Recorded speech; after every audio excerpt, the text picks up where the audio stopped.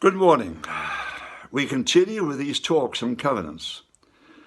Yesterday, we remembered the great archangel with whom God made a covenant agreement. He ordained him, this guardian cherub, to protect, along with other angels, the heavens and the earth.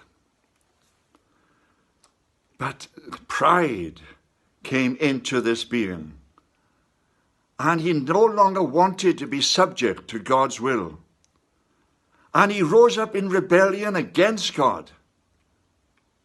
And God had to deal with him because of that rebellion. He actually changes his name from Lucifer, the bearer of light, to Satan, the adversary. And he speaks judgment upon him. And if you look into Ezekiel, to the 28th chapter, and verse 11, you'll see that judgment being brought upon him, as God says, because you have done this, I will in fact turn against you, and eventually you will be destroyed. He does the same thing with the angels with him. The great psalmist Asaph in Psalm 82, again with prophetic vision, declares God's judgment upon those angels who were with Lucifer or with Satan. He brings judgment on them as well. And he says, you have not done the job I have given you in protecting those who are righteous. You have in fact protected the unrighteous. You have released disharmony into my creation. So God's judgment upon them is quite strict and very, very severe. But until that comes about, the covenant will still hold. You see, it hasn't happened yet. The judgment of God upon Lucifer or Satan and the judgment of God upon those angels who fell with him has not yet been accomplished. It will not come about until the very end of this world. And in the book of Revelation, we'll find that towards the end of that book, Satan, as he's now known, and the angels with him are cast out of the spiritual realm and now can only find a place in the material realm where they come to final judgment, where Jesus on his return deals with them once and for all. But the covenant still holds, and we must remember that the covenant holds. We're dealing here with a very powerful spiritual enemy, and we must be careful as to how we deal with him. Remember, even Michael, the great archangel, coming against him when Moses died. God wanted the body of Moses to be hidden. I think probably he didn't want it to become a shrine that people could visit.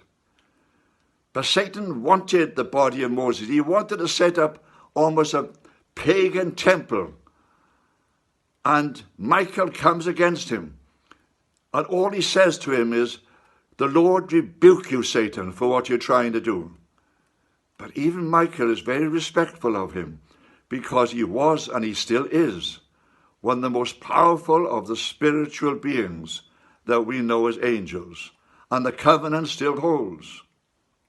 Remember, in the days of Jesus, he promised him, he said, I can give you all the kingdoms of the world. They're mine.